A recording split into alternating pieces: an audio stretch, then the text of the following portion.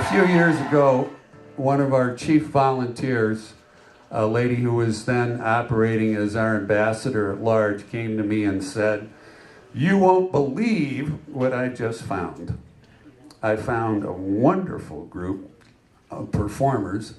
So Martha Hopper arranged for this group to come to one of our songwriter forums when we were doing them at the Gamekeeper Lounge in the Owyhee Plaza Hotel. Long may it live. And they came up and they did Fuji. And everybody stood up. It was wonderful. Anyway, I get emotional. I get tingly when I think about these people. They're absolutely unique. There's nothing like it. Nobody's doing this. Nobody's combining the spoken word with the acoustic song. This isn't top 40. This is above top 40. They will leave you in awe. They will leave you in laughter. And they will leave you in tears. It just makes me tingle. Before I say the magical name, I want you to know that on October 14th, at the Arts Northwest Booking Conference, at the keynote luncheon, the keynote address will be delivered by True Story.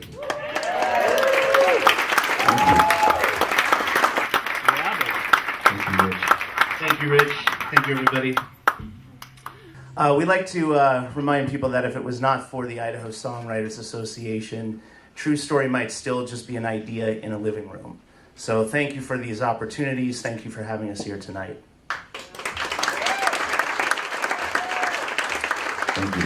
Also, thank you to Rick Connolly, our sound man. Yes, thank you. It's not easy to set up True Story because not only are you dealing with instrumentation, but you're dealing with storytelling and vocals and mixing that right. It's not easy. He just makes it look and sound as if it is. So thank you, Rick Connolly. Thank you, Rick. I also want to thank Eladio Muti and Alicia Vegro. They are from Italy, and they are, get this, doing a documentary on the Idaho performing arts scene from Italy. So, Posa il vostro documentario essere bella come te entrambi. I think I told them that I hope their documentary is as lovely as they are, or I just ordered a really nice dish of pasta.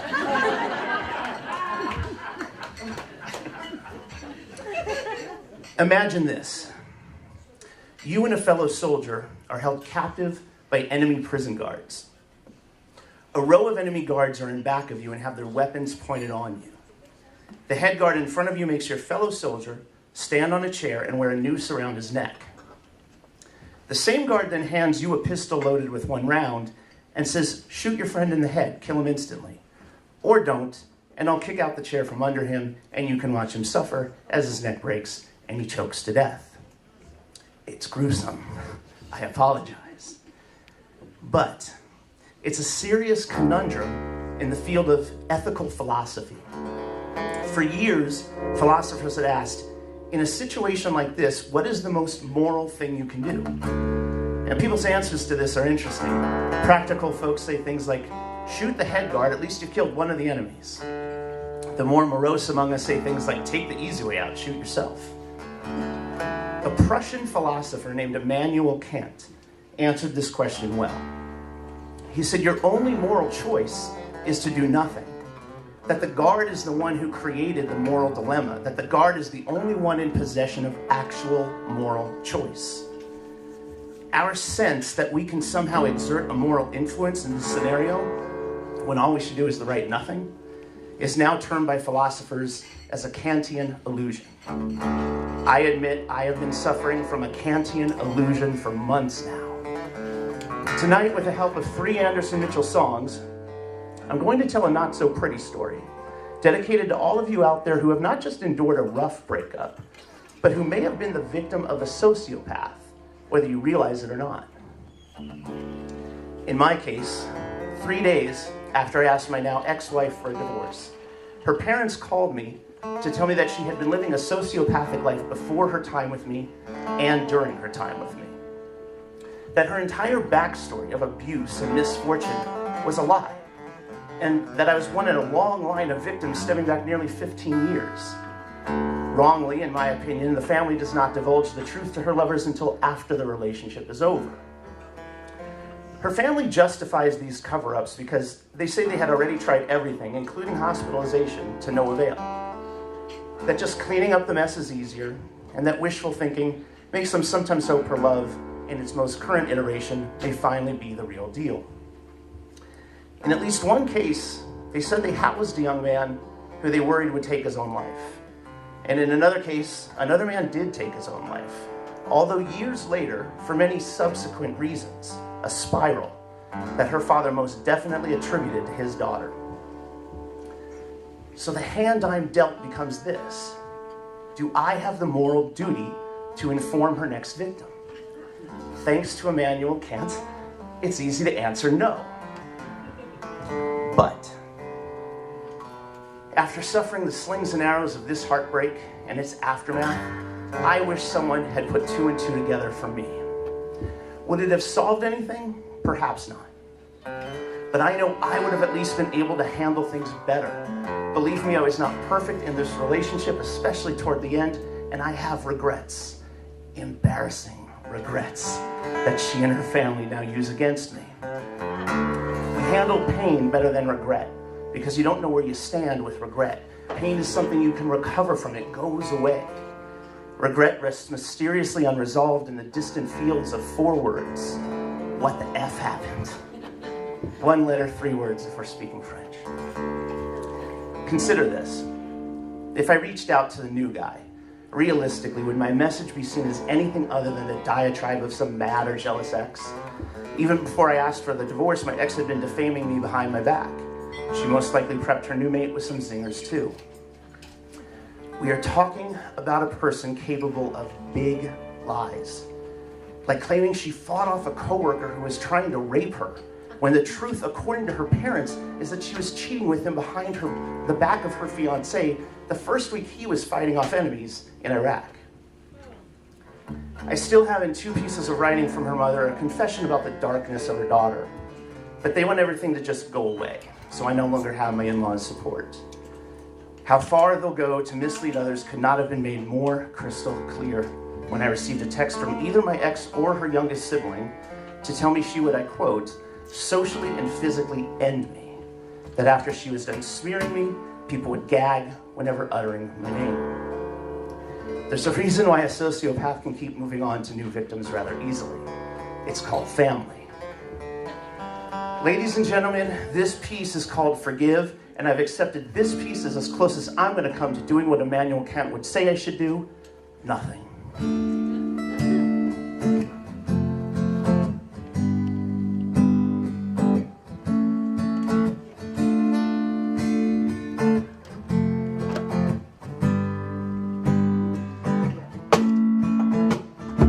And if it eases all your pain, then just keep doing it. Life is filled with much to gain, and you gotta go through it. Forgive your enemy not 7 times, but 7 times 70 times. If your enemy slaps you on the face, turn the other cheek. Sometimes I'm not sure if I'm quoting the Bible or 50 Shades of Grey. In my darkest times of deepest animosity toward another, some things Jesus said just don't make much sense. And I find in the Hindu religion something I can relate to better: the legends of Kali. Kali is the Hindu goddess associated with personal empowerment. She's the same goddess associated with total worldly destruction. A deliverer of chaos so extreme she can make all time cease and all matter decease. In each of her stories, someone or something must sober her from the drunkenness she receives from her enemy's blood, otherwise her continuous rage would literally wage the world's demise. I'd like to step inside your mind and know you're thinking, would I be frightened more alive? Or would I be dreaming? Would I see the hate within your eyes? Could you see the hope within my life? I don't think the Hindu scriptures are telling us to find our empowerment by murdering our enemies. But there's something important about the legends of Kali to me. They identify in us that primeval sense of right and wrong, that when wronged gets unleashed in a vindicated vengeance, no questions asked. I never considered myself a violent person, and I believe I can exert control over my temper. But after I learned that I was betrayed by my wife and her family and some friends, I began to see scenes in my mind's eye, things that I could not have previously imagined. Quentin Tarantino would think they were over the top.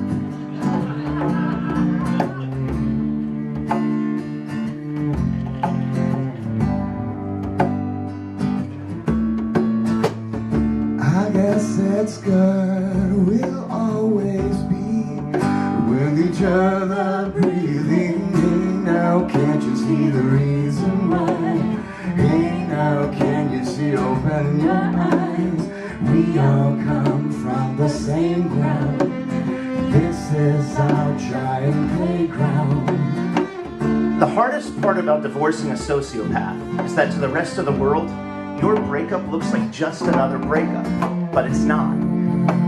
Antisocial personality disorder affects at least 4% of the population. That's 1 in 25. It's characterized by lying, narcissism, and the ability to cut off all emotions from another.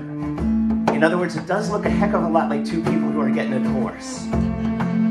What's different about the sociopath is that the lying is pathological and chronic. The narcissism is extreme and insatiable, and the ability to cut off all emotions is callous and calculated. They are incredibly charming, terribly opportunistic, bad people. They don't want to work out relationship issues with you. They just want things to work out for them. They are rapists of the emotions, and they just don't care. Once you realize you've been had by a sociopath, you can justify a lot of bad happening to the sociopath. But if you act on that, forget that. If you so much as tell others about that, or simply warn others about this person, sooner or later you begin to look like a psychopath, the criminal cousin of a sociopath. There's no wind, and it takes the wind out of your sails. Because not only are you stuck unable to do anything about the injustice, at the end of the day you've still lost your love. Your heart is crushed, your mind is shocked, and your soul begins to doubt the very fabric of integrity, not your lover's, your own, and that of the human race.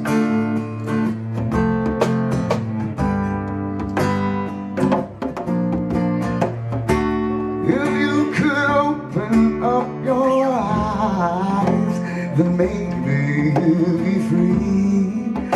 Then maybe you'd be happy.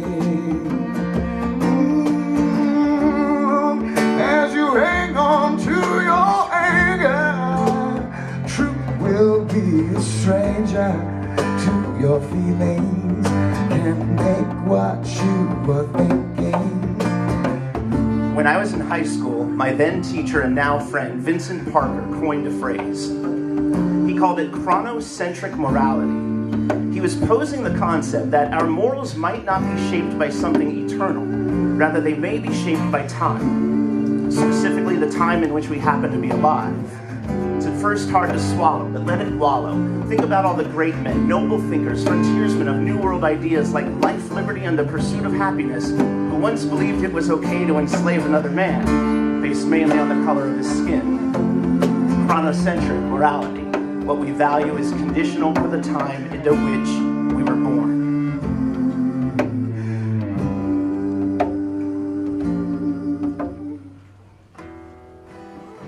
We live now in a time where one act of violence begets another at the speed of light, potentially begetting a planetary destruction far beyond a Kali tantrum. Our instinct toward violent resolution is being televised, and it's virally sweeping us away. Can't sleep tonight.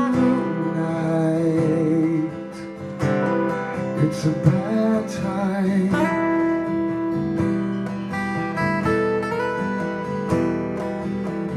Don't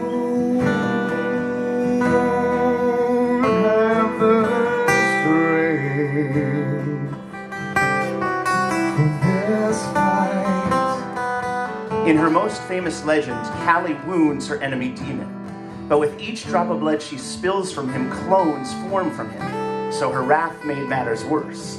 When I look around at the recent upheaval of my life, it's not as bad as I first thought. I did lose much: a wife, a stepdaughter, in-laws I loved, and 2 friends.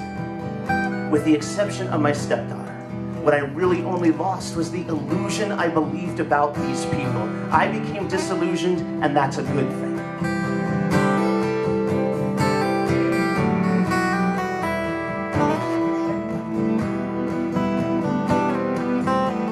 See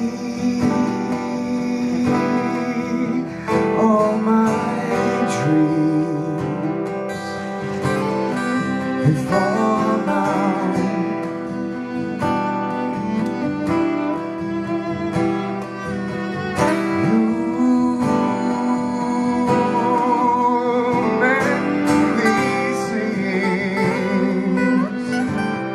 Don't see how.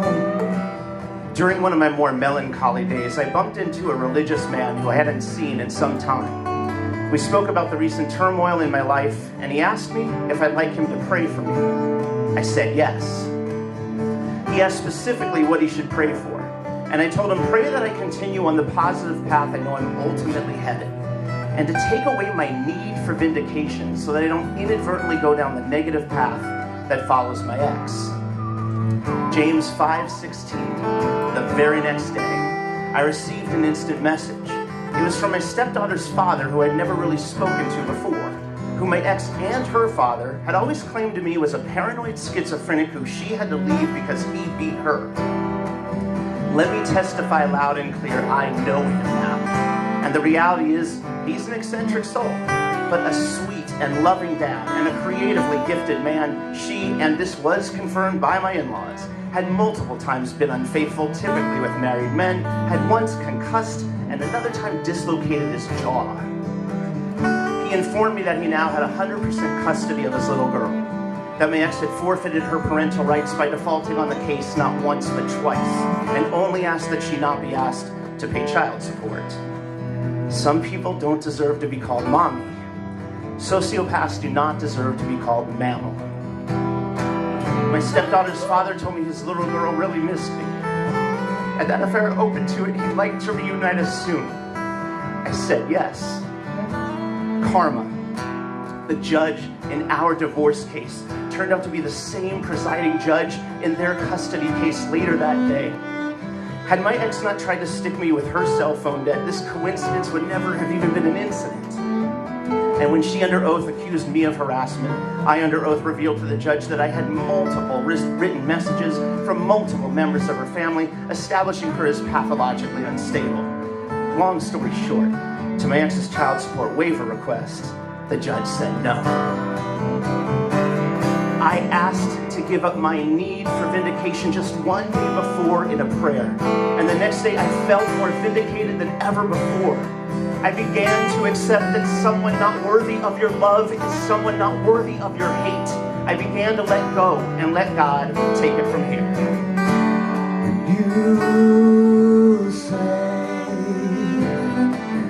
I'll be okay. Now I'm asking, pleading, begging, won't you shine? Let this darkness die. Shine, let this darkness die.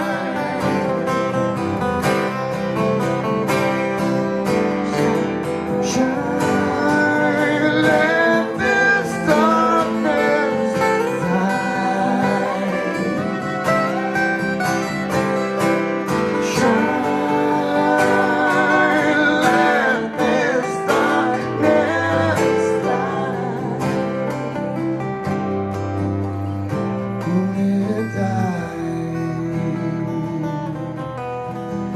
When Christ said to turn the other cheek and to forgive countless times, When the Upanishads and the Bhagavad Gita warn us about unchecked rage, I don't believe we're being told to let people get away with raping your wife or taking your life. I believe we're being guided to elevate, rather than escalate the ordinary reaction we have to being affronted by someone in some way. To realize that sometimes the affront, whether it's a wife who lies to you or a friend who cuts ties with you, it's not about you. And that retaliation would simply create greater strife for you.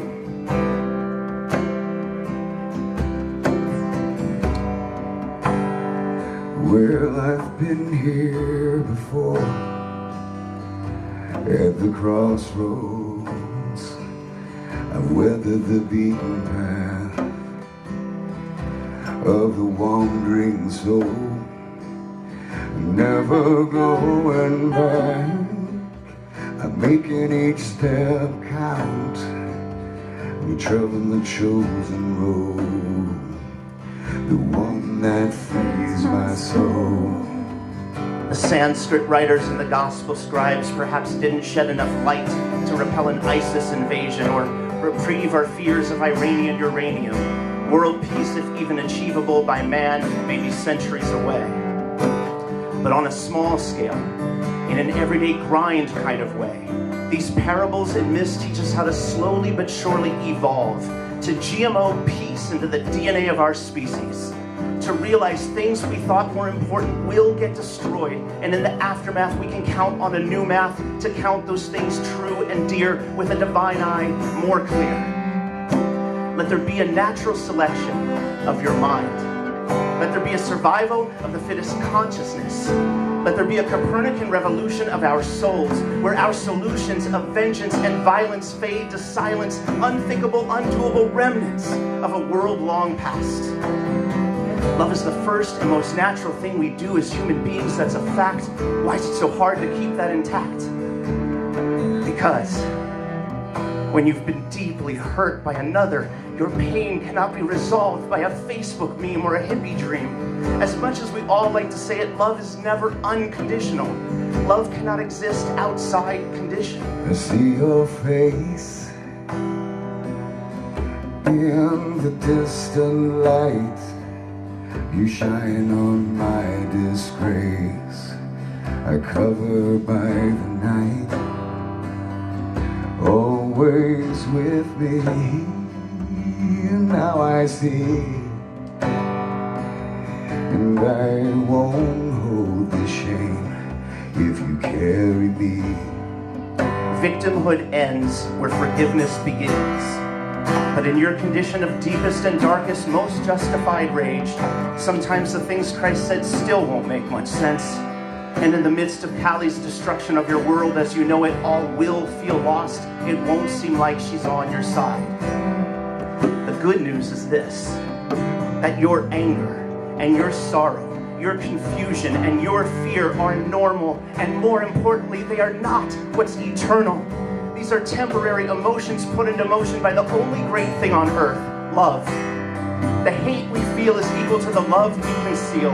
In 15 minutes, emotion can fade like Warhol's set of fame. So begin a new kind of war, overhauled by the notion that you can let go. Whatever morass, let pass. To give to God what he asked for in Romans 12:19. To not shut off your hate, but to forgive your hate to him. Vengeance is mine, saith the Lord.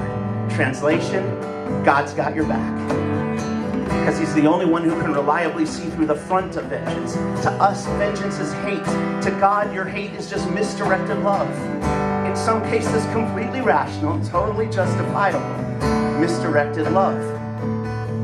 So as you redirect your life, let yourself stand up for yourself as someone who has been wrongfully wronged. Speak smartly the truth, be carried by God, and on his signal unleash hell. But making certain to grab your emotions out of the victim spiral and into something deeper, broader, better only. Then will joy fill the vast majority of your days, and in your most hurtful moments that will still surely come and go.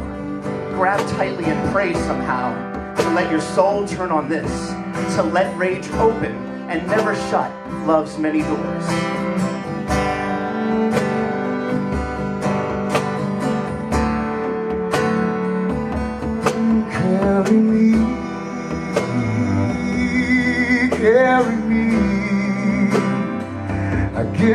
somewhere all alone.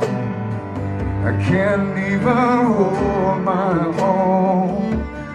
Carry me, carry me. Don't let my feet hit ground. I can't ever go back now. Carry me.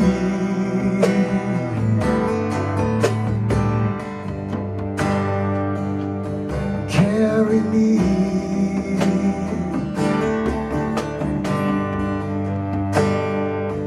Oh, carry me, yeah. Carry me.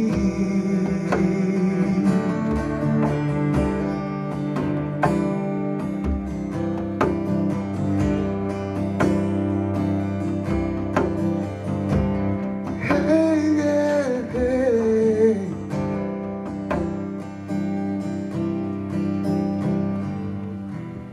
Thank you. Thank you. Anderson Mitchell, everybody. Very talented. Abigail Sykes on vocals. Stephanie LaRue on cello. Raymond Hennessy on the percussion. And guitar. And guitar. Thank you so much. Thank you.